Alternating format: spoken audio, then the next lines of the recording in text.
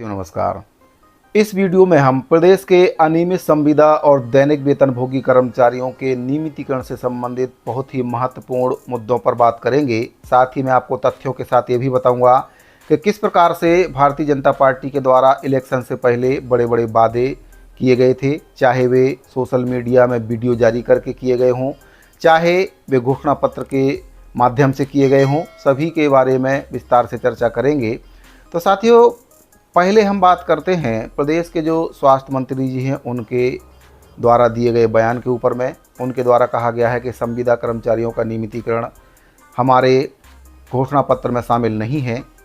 तो जो बात उनके द्वारा कही गई है एक प्रकार से सही भी है कि घोषणा पत्र में कहीं पर भी संविदा कर्मचारियों के नियमितीकरण का मुद्दा शामिल नहीं किया गया है। लेकिन यहाँ पर देखने वाली बात यह है कि जो सोशल मीडिया में वीडियो जारी किए गए थे उसमें कहीं ना कहीं नियमितीकरण की बात कही गई थी, चाहे वह वीडियो प्रदेश के वित्त मंत्री जी के द्वारा जारी किया गया हो, चाहे घोषणा पत्र समिति के जो अध्यक्ष उस समय थे विजय बघेल जी के द्वारा भी जारी किया गया था। उसमें भी ये बात कही गई थी कि प्रदेश के जो कर्मचारी वर्ग हैं वे हम पर विश्वास करें, हम उनकी मांगों पर विचार करेंगे और छत्तीसगढ़ में मोदी है तो मुमकिन है, यानी कि मोदी की गारंटी के तहत इन सब बातों पर विश्वास दिलाया गया था। साथ ही जो वित्त मंत्री ओपी चौधरी जी हैं उनके द्वारा जो वीडियो जारी किया गया था उसमें उनके द्वारा स्पष्ट कहा जा रहा है कि जो घोषणा पत्र बनाया गया है वह अमित शाह जी के नेतृत्व में बनाया गया है, उस पर अमित शाह जी के द्वारा मुहर लगाई गई है। यानी कि प्रदेश के जो दिग्गज नेता हैं अमित शाह जी, उनके द्वारा छत्तीसगढ़ में जो घोषणा पत्र जारी किया गया था उस पर उनकी मुहर लगी हुई है। मोदी की गारंटी के साथ साथ अमित शाह जी की मुहर लगी हुई है। और अनियमित संविदा और दैनिक वेतनभोगी कर्मचारियों को लेकर उसमें जो बिंदु शामिल है उसके बारे में भी आपको मैं बताना चाहूँगा। साथ ही समस्त कर्मचारियों के बारे में जो बिंदु शामिल किए गए हैं उसके बारे में एक नज़र हम डालते हैं। इसमें आप देख सकते हैं प्रदेश के कर्मचारियों के लिए प्रमुख वादे। सरकार बनने पर प्रदेश के शासकीय सेवकों एवं पेंशनरों को केंद्र के समान डीए दिया जाएगा। लंबित डीए एरियर्स की राशि को कर्मचारियों के जीपीएफ खाते में समायोजित किया जाएगा। प्रदेश के शासकीय सेवकों की गोपनीय प्रतिवेदन ऑनलाइन किया जाएगा ताकि पदोन्नति, समयमान और क्रमोन्नति का लाभ समय पर मिल सके। अनियमित संविदा, दैनिक वेतनभोगी, अतिथि शिक्षक इत्यादि संवर्ग के नियमितीकरण हेतु 100 दिन के अंदर कमेटी का गठन किया जाएगा। साथ ही इसमें स्पष्ट लिखा हुआ है नियमितीकरण हेतु 100 दिन के भीतर कमेटी का गठन किया जाएगा।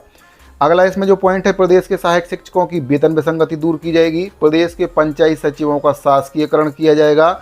मितानिनों को केंद्र सरकार के अंतर्गत स्थायी करने हेतु प्रयास करेंगे। छत्तीसगढ़ में सभी तृतीय एवं चतुर्थ वर्ग के पुलिस कर्मियों के आवास हेतु पुलिस कल्याण कोष को सशक्त करेंगे। मितानिन कर्मचारियों की मासिक मानदेय राशि में 50% की वृद्धि करेंगे। शिक्षा विभाग के अंतर्गत कार्यरत रसोइया एवं सफाई कर्मचारियों के वेतन में 50% की वृद्धि करेंगे।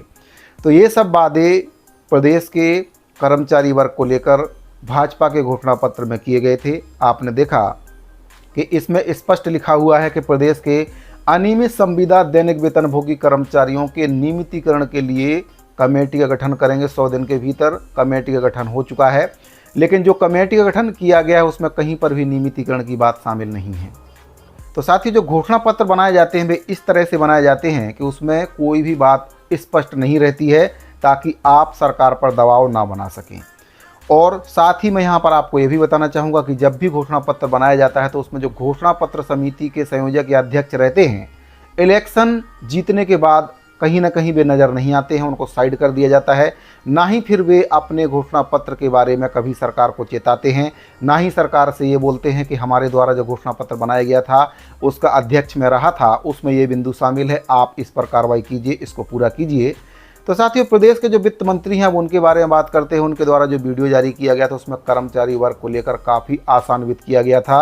उनके द्वारा स्पष्ट इस वीडियो में बोला जा रहा है कि अमित शाह जी की गारंटी इस घोषणा पत्र पर लगी हुई है, मोदी की गारंटी इसमें शामिल है। प्रदेश के कर्मचारी वर्ग को चिंता करने की जरूरत नहीं है, उनसे किया गया हर एक वादा पूरा किया जाएगा। तो इसमें सभी वर्गों को लेकर उनके द्वारा वीडियो जारी किया गया था, जिसमें प्रदेश के सहायक शिक्षक हों, चाहे अनियमित संविदा दैनिक वेतनभोगी कर्मचारी हों, चाहे पंचायत सचिव हों, सभी को लेकर उनके द्वारा इस वीडियो में कुछ ना कुछ वादे किए जा रहे हैं। आप देख सकते हैं वीडियो। भारतीय जनता पार्टी ने संकल्प पत्र जारी कर दिया है और इसके जो बिंदु है उसको मोदी की गारंटी के रूप में आदरणीय अमित शाह जी ने स्थापित किया है, उन्होंने जारी किया है। कांग्रेस भारतीय जनता पार्टी के देखा देखी बहुत सारी बातें बोल तो रही है, लेकिन आपको भी पता है कि ये बातें, इतने सारे वादे बिना डबल इंजन की सरकार के संभव ही नहीं। केंद्र के मोदी जी की सरकार का सहयोग मिलेगा छत्तीसगढ़ की सरकार को, तभी ये वादे पूरे हो सकते हैं। कांग्रेस के बस की बात नहीं है। पहला चीज, हम प्रदेश के कर्मचारियों को केंद्र सरकार द्वारा दिए जाने वाले डीए के समान डीए देंगे। क्रमोन्नति, सहायक शिक्षकों के क्रमोन्नति का दूसरा महत्वपूर्ण मैटर है। दूसरा जो कर्मचारियों की दृष्टि से महत्वपूर्ण मैटर है वह क्रमोन्नति का है।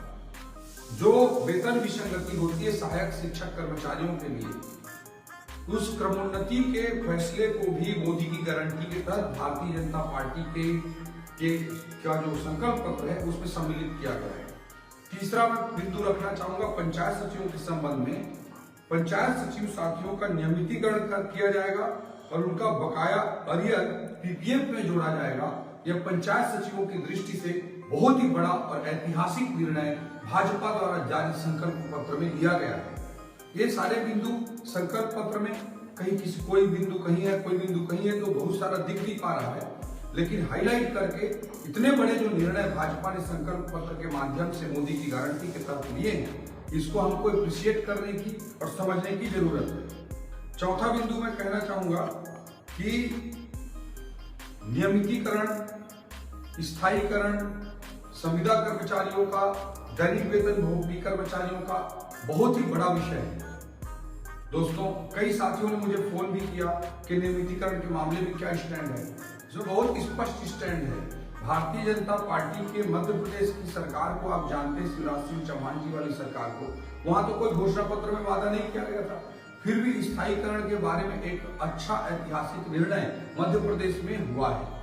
इसी तरह से हरियाणा सरकार में आप जाकर देख सकते हैं, वहां भी एक बड़ा ऐतिहासिक निर्णय जो कर्मचारियों के स्थायीकरण नियमितीकरण के संदर्भ में लिया गया है। भारतीय जनता पार्टी ही कर्मचारियों की हिमायती सरकार रही है, हमेशा कर्मचारियों का पक्ष लेती रही है। इसमें कमेटी के बारे में डिसीजन लिया गया है। कमेटी में संविदा, दैनिक वेतन भोगी कर्मचारियों को भी समिति में सम्मिलित करने की बात कही गई है।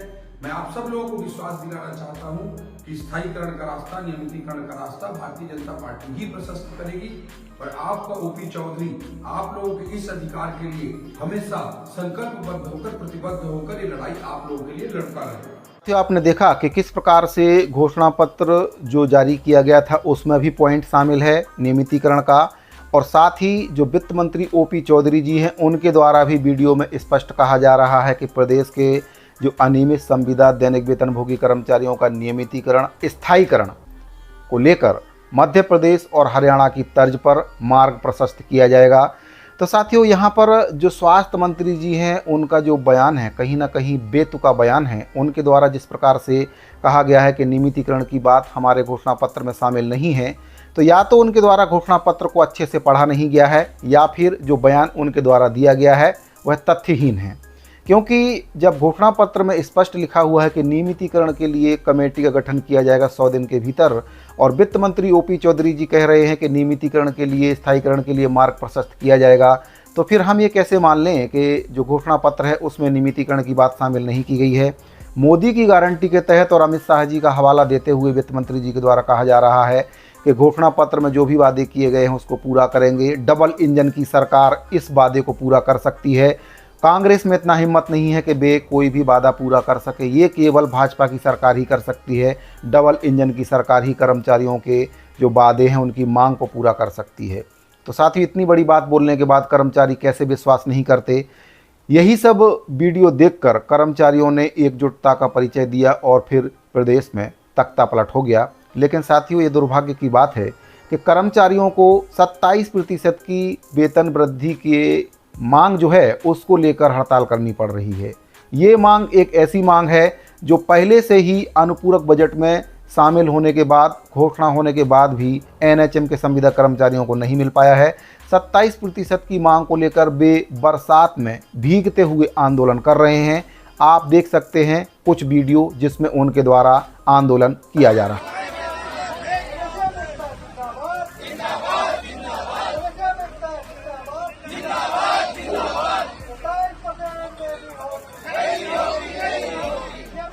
साथियों, कांग्रेस पार्टी के समय में ऐसा कोई भी कर्मचारी वर्ग नहीं था जिसने आंदोलन ना किया हो। समस्त कर्मचारी वर्ग के द्वारा अपनी अपनी मांगों को लेकर हड़ताल की गई, आंदोलन किए गए, और जो आंदोलन किए गए वे एक प्रकार से सही भी थे, क्योंकि जब सरकार ने घोषणा पत्र में किए गए वादे कर्मचारियों से पूरे नहीं किए और उनके द्वारा लगातार पत्राचार किया गया, मंत्रियों से विधायकों से मिलने का समय मांगा गया, लेकिन कईयों के द्वारा समय दिया भी गया और कईयों के द्वारा समय नहीं दिया गया। और समय देने के साथ ही जो घोषणा पत्र के वादे थे उनको याद दिलाए गए पत्राचार के माध्यम से, लेकिन उसके बावजूद भी कुछ नहीं हुआ। फिर कर्मचारियों ने हड़ताल का रास्ता अपनाया। संविदा कर्मचारियों ने तो घुटनों के बल चलकर नियमितीकरण के लिए निवेदन किया था, लेकिन उस समय सत्ता के नशे में चूर मुख्यमंत्री जी के द्वारा उनकी मांगों को दरकिनार कर दिया गया। और कुछ वैसा ही हाल अब भाजपा सरकार में भी हो रहा है और कर्मचारी अपने हक के लिए, यानी कि जो 27% की वेतन वृद्धि है उसको बजट में शामिल करने के बाद भी, घोषणा करने के बाद भी उसको लेने के लिए कर्मचारियों को हड़ताल करना पड़ रहा है। ये बहुत ही दुर्भाग्य की बात है। तो प्रदेश में कर्मचारी वर्ग कहीं ना कहीं दोनों ही सरकारों में प्रताड़ित हुए हैं। एक ओर जहां कांग्रेस पार्टी के द्वारा डीए, एचआरए और एरियस के लिए कर्मचारियों को परेशान किया गया, वहीं पर अनियमित संविदा दैनिक वेतनभोगी कर्मचारियों के वादे को घोषणा पत्र में शामिल करने के बाद भी पूरा नहीं किया गया। कुछ वैसा ही अब भाजपा सरकार भी कर रही है। तो सरकारों को ये नहीं भूलना चाहिए कि जिस प्रकार से कर्मचारियों ने कांग्रेस को बाहर का रास्ता दिखाया है, तो भाजपा को भी बाहर का रास्ता दिखाया जा सकता है, क्योंकि जनता और जनार्दन ही आज के समय में सत्ताओं का परिवर्तन करती हैं। उनके द्वारा ही जो सरकारें हैं वे बनती हैं और उनके द्वारा ही सरकारें गिर भी जाती हैं। साथियों, कर्मचारियों को डीए, एचआरए के लिए भी सरकार को याद दिलाना पड़ रहा है कि आपने जो वादा किया था कि जैसे ही सरकार बनेगी उसको दे तिथि से डीए और एचआरए दिया जाएगा, साथ ही जो एरियस की राशि है उसको जीपीएफ खाते में जमा किया जाएगा। अनियमित कर्मचारियों की बात करें तो उनके संबंध में जिस प्रकार से बयानबाजी मंत्रियों के द्वारा की जा रही है, जिस प्रकार से स्वास्थ्य मंत्री जी का बयान आया है, कर्मचारियों में भारी आक्रोश है और ये आक्रोश कहीं ना कहीं आगे चलकर और भी विराट रूप ले सकता है, क्योंकि कर्मचारियों ने सरकार को अल्टीमेटम दे दिया है। सभी विभागों के कर्मचारी, चाहे वह छत्तीसगढ़ प्रगतिशील अनियमित कर्मचारी फेडरेशन हो, चाहे वह सर्व विभागीय संविदा कर्मचारी महासंघ हो, चाहे वह सर्व विभागीय एनएचएम कर्मचारी संघ हो, सभी कर्मचारी संगठन सरकार को उनके द्वारा किए गए वादे की याद दिला रहे हैं और अल्टीमेटम भी सरकार को दे रहे हैं कि जो वादा आपने मोदी की गारंटी के तहत किया था, अगर उसको जल्दी ही पूरा नहीं किया गया तो फिर कर्मचारी उग्र आंदोलन करने के लिए बाध्य होंगे और इसकी संपूर्ण जवाबदारी शासन और प्रशासन की होगी। राज्यों के द्वारा कर्मचारियों का नियमितीकरण किया गया है। छत्तीसगढ़ सरकार को वहां पर जाना चाहिए और वहां की जो पॉलिसी है उसका अध्ययन करना चाहिए और उस पॉलिसी को छत्तीसगढ़ में लागू करना चाहिए, क्योंकि वहां के राज्यों के द्वारा भी कर्मचारियों का नियमितीकरण किया गया है, चाहे वह उड़ीसा हो, चाहे वह आपका राजस्थान हो, चाहे वह आपका मणिपुर हो, चाहे मध्य प्रदेश हो, चाहे हरियाणा हो। सभी सरकारों के द्वारा अपने कर्मचारियों के नियमितीकरण को लेकर पॉलिसी बनाई गई और उनका नियमितीकरण, स्थायीकरण किया गया है। सबसे अच्छा उदाहरण अगर बात करें तो आपका मणिपुर है, जहां पर एनएचएम के जो कर्मचारी हैं उनको नियमितीकरण किया गया है। तो सरकार को चाहिए कि वहां पर एक टीम गठित करके भेजें और वहां पर जो नियमितीकरण किया गया है उसका अध्ययन करें और पॉलिसी बनाएं और उसको छत्तीसगढ़ में लागू करें। तो साथियों, आपकी इस पूरे मैटर पर क्या राय है? अपनी राय कमेंट बॉक्स में नाम सहित और आप किस विभाग में हैं लिख कर जरूर पोस्ट करें। जानकारी अगर आपको अच्छी लगी हो तो वीडियो को लाइक और शेयर जरूर कर दें। मिलते हैं अगली वीडियो में। धन्यवाद।